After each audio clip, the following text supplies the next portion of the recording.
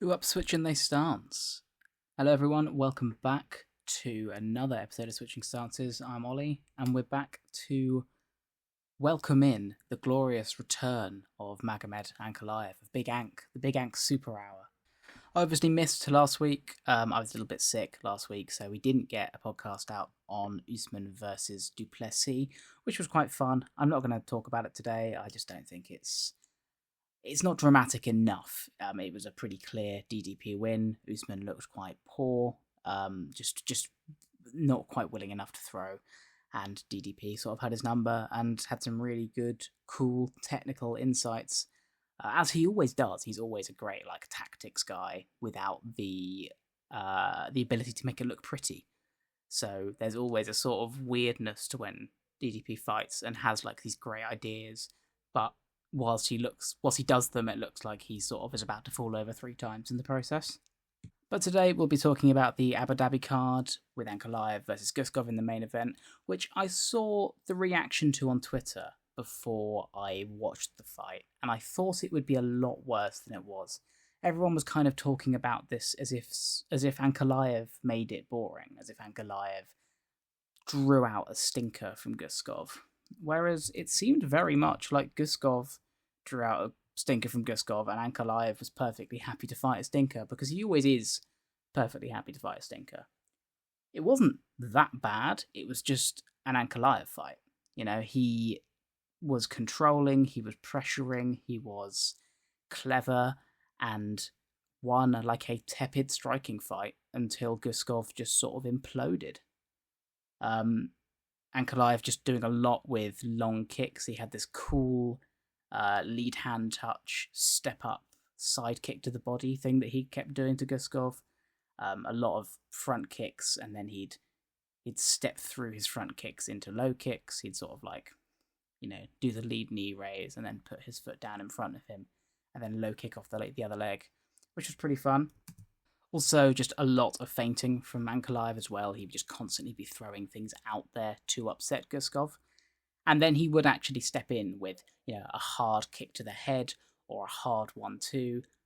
If Guskov tried to step in with something, Ankalaev felt quite comfortable just standing and countering him. And it was the single counters were enough to scare off Guskov. He wasn't willing enough to just barrage through it. Take one to land 2 or 3, that sort of thing. He was taking one from Ankalaev and going, "Ooh, I'm okay, actually." It was interesting listening to Guskov's corner every time he went back there. I think we got to hear the audio in round 1 and round 4.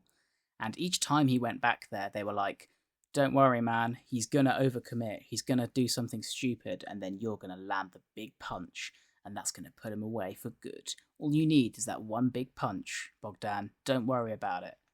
And that feels like baffling advice to give in a fight against Magomed Ankalaev, because Ankalaev is perfectly happy to just control for 5 rounds and outstrike you, and he hits hard enough and takes enough risks to where he's not someone that you can land one big punch on and maybe they stumble a little bit and that swings the round for you. He's not a non-entity in the cage that just controls a narrative. He is a legitimately threatening fighter, counter striker, who is perfectly kind of comfortable if you don't give him the counters, which is what happened here, right? Guskov wasn't really giving the counters, so Ankalaev couldn't find them. So he was just okay, fine, oh man, I'll just kick you at range and jab you and go with a 1-2 every now and again. Don't think he even threw a hook once, apart from on the ground when he had Guskov's back, but that doesn't really count. On the feet, I don't think Ankalaev threw a punch that wasn't a jab or a straight. And that's on Guskov to capitalize on that predictability, and he wasn't able to. He seemed freaked out and uncomfortable every time Ankalaev tried to do something, and unwilling to push the pace and get in Ankalaev's face like Pereira did, and take away the narrative from Ankalaev. So Ankalaev was like, "Sweet, I'll just win 4 rounds doing this. I'm okay with that." I also saw on Twitter people saying this was a bit of a weird stoppage. Honestly, I don't think it was. I think it was a perfectly fair stoppage. Ankalaev was just on Guskov's back, smashing him with punches. Guskov only turned to his back, gave gave Ankalaev mount because Mark Goddard touched Ankalaev's back and Ankalaev stopped and let him roll because he thought the fight was over, and then it was, So I don't really think it was a weird stoppage. I think it was a perfectly fine stoppage. Ankalaev landed 30 unanswered punches. Guskov just did barely enough to sort of survive them until it was over. Okay, was Guskov about to go out? Probably not. But he wasn't doing anything. He wasn't giving anything. It was one-way traffic. Did we need to see 3 more minutes of Bogdan Guskov getting hit? Not really. I don't think that would have made anything. If Ank won a 50-44, that wouldn't have made it a particularly more compelling fight. Fine, let's just wrap it up. What's next for Ankalaev? I think the Yuri fight is the one that's really exciting. I don't think anyone really wants to see Ankalaev title shot again that soon after getting so demolished against Pereira. But I would be keen. I think the Yuri fight is so much fun because they are anathema to one another, right? Yuri is a guy who's going to get in Ank's face and upset him and put out an output that isn't something... Yuri is not going to allow himself to be boxed in and controlled. He is a tornado of a guy. And meanwhile, Ankalaev will be okay, sick. I've got a guy who's going to give me those counters. Maybe Yuri leans in, does something stupid with his head, and Ankalaev just smashes him with the right hand, as happened basically against Ulberg, but with a left hook. I think they are both almost guaranteed. It's a fight that almost guarantees a finish because either guy is gonna give that to the other guy. They play to each other's strengths in such a fun way. So I think that fight is really interesting. I think the UFC's worst nightmare, obviously, is that Ankalaev sparks Yuri, and then they have to do something fun with Ankalaev. Put him into probably a title shot or an interim title shot, that sort of thing, because he's just taken out Yuri. Yuri is the guy that is always the kingmaker. Next for Guskov, don't care. Johnny Walker, something like that. Terrible performance. Shouldn't fight up again. Should fight someone lower than him and then start working himself up. But I'm not going to be upset if he fights up because he's low ranked at light heavyweight anyway, and there's not really a lot of strength in the lower rankings of that division. In a complete change of pace, though, flyweights have just been killing it this year. They've been the division. What do we have? Horiguchi versus Karp, banger. We had Almabayev versus Johnson, banger. We had Rival versus Kavanagh, banger. And we've now got a new guy to think about in Ramazan Temirov, who just finished Steve Erceg, knocked him out in the first round. I really like Erceg as a fighter generally, so it's kind of sad to see him get smoked like this. But I liked what he was doing when his ideas were working, where he was trying to get Temirov to do his big swings, and he would angle out and then counter him, pop him with something. And it looked nice and pretty when it was working, but it was when Temirov was just able to find him with overhands all the time, either because Erceg was sort of lazily jabbing, he holds his head really high, for as high as a flyweight can, and he sort of jabs a lot and has a low lead hand anyway. So, kind of regardless, Temirov's right hand was there, smacked into Erceg, sort of knocked him over as he was jabbing, and then continued to land maybe 6 times as Erceg was trying to recover himself. Erceg would stand up, try and cover up, but his lead hand was always too low. So he would just eat the right hand over and over and over again. It was just always there for him. So, things to improve on for Erceg. I don't think the book's written on him, but he needs to... I'd like to see some better recovery, obviously. I'd like to see him go to the clinch, go to some wrestling, find ways to stop himself being such a target when he's already a little bit buzzed or a little bit, slowed down like that. Next for Temirov, I like the Albazi fight. I think that's a fun one just to kind of change the guard a little bit. I think Albazi is probably on his way out of flyweights rankings, to be honest. He hasn't really looked like the same guy since that surgery. I think it was back surgery he had, and then came back and just got picked apart by Moreno and then Horiguchi. And those were guys who were always going to trouble him anyway. He was always quite slow and kind of just an overhand. So I think a guy like Temirov, who is less tricky jabby, more big swingy, is fun. Steve Erceg sort of finds himself in a reverse Corey Sandhagen position where he's in the rankings, in quite a good spot in the rankings, but he's actually not really fought anyone. He's kind of there based on like good showings in losing performances. Obviously, this isn't one of them. But like the Moreno fight was really close. The Pantoja fight was really close. Got banged, like kind of insta killed by Cara France, and obviously killed quite quickly by Temerov as well. And then he had that weird scrappy one with O'Day Osborne, I think it was. So he's got the whole division open to him. Like the Perez fight is fun. Charles Johnson's probably fun. Like I will be happy even if he's just fighting another unranked guy. I'm pretty happy just seeing Steve Erceg fight. I think he's cool and fun, and probably like a legit top 15 talent. Probably a top 10er on his best days, well, probably a top 5er on his best days. But yeah, I'd just be keen to see more of Steve Erceg. I don't really mind who he fights. It's not like there's no shortage of options. We've got the spiritual return of Tony Ferguson in the sort of elbow gremlin, angular guy of Chanko, which was a cool fight to see. I didn't see his Dana White's Contender Series fight, so I wasn't really like... I didn't know what to expect from him, and was delighted to see him immediately throwing oblique kicks like across himself in an open stance matchup against... You're going to have to forgive me. Is it Rebecki? I'm going to try and avoid saying his name as much as possible because I'm not sure how you would say that. I think he's Polish. He looks Polish. He is Polish. Look at that. So yeah, lots of knee stomps from Chanko, and then I love the way he would stomp outside his opponent's lead leg. He'd sort of plant it outside of them and use that stomp as a way to enter next to them. He'd use that as an entry to sort of get close to them and then clinch them and then swing in with these sort of machete elbows. You know, there was none of this sort of... A lot of fighters will hammer in. The elbow sort of stops at the fighter's face and then they pull it away. It functions almost like a punch. You know, you land it and then you pull back.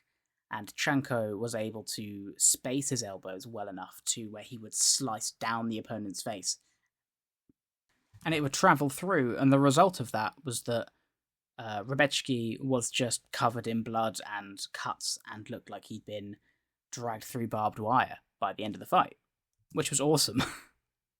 Chanko also quite cool using his boxing to get into that clinch as well. A cool like 1-2-3, used the left hook as a collar tie and then spun and slammed in his elbow. You know, used that spin of the clinch turning to gauge his distance and then slam in that elbow, slice it across.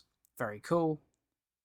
Then also his knees were cool as well. At one point against the cage, he had Rebecki in double underhooks. Yeah, double underhooks on Rebecki, I should say.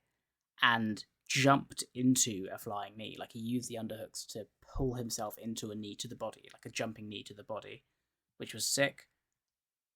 Also liked using that threat of the knee. Once he'd established it a few times, would sort of fake the knee, get Rebecki's hands dropping, and then slam in some elbows from there.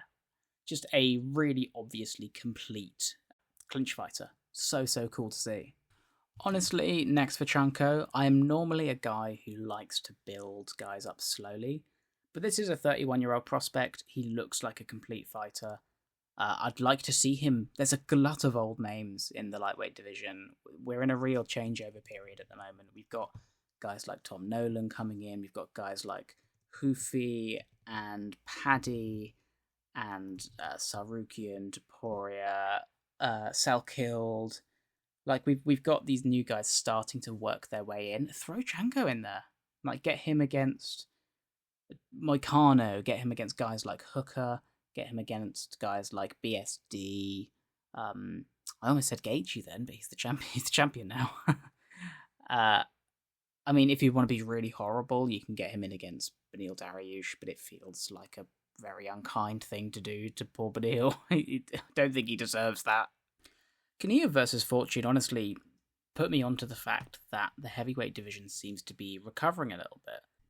Like, we've got Aspinall at the top, we've got Garn, we've got Volkov, we've now got Josh Hockett, we've still got Curtis Blades, we have Waldo, who's, like, obviously good as well.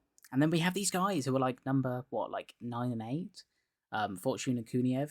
Kuniev moving like a man, 40 pounds lighter. looking really interesting in terms of like he's a kicker, he's a clincher, like being that big of a guy and doing like bicycle kicks and cool stuff from the clinch, like being able to move your guy around and out footwork him and throw like a billion knees and elbows. Like that's not something you get that often from a big guy. Now, does he gas out over 3? Maybe. Does he gas out over 5? Almost certainly. And he's not unhittable.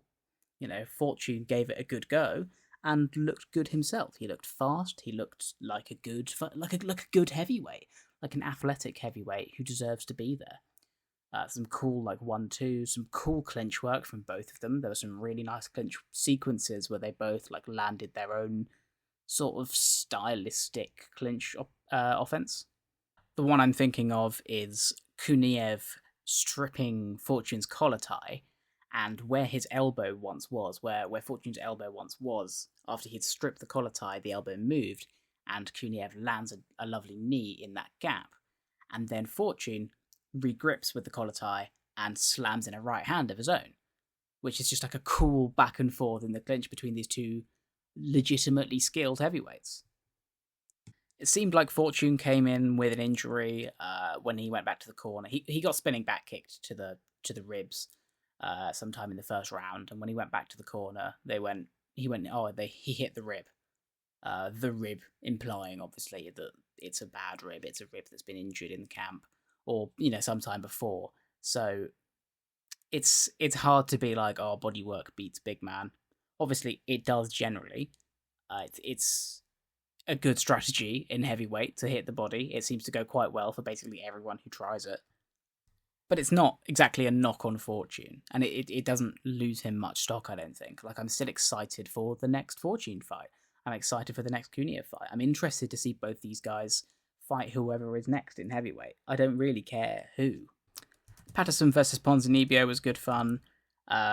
Very much a guy who is big and tall versus a guy who is trying to hit him with overhands and can't quite do it. like Patterson is the quintessential tall man, sort of jabbing and pulling away and jabbing and pulling away and trying, leaning back, looking for his counters, which lands really well sometimes, but also sometimes him leaning back just means that Ponzinibbio can get in on him and clock him with a big overhand.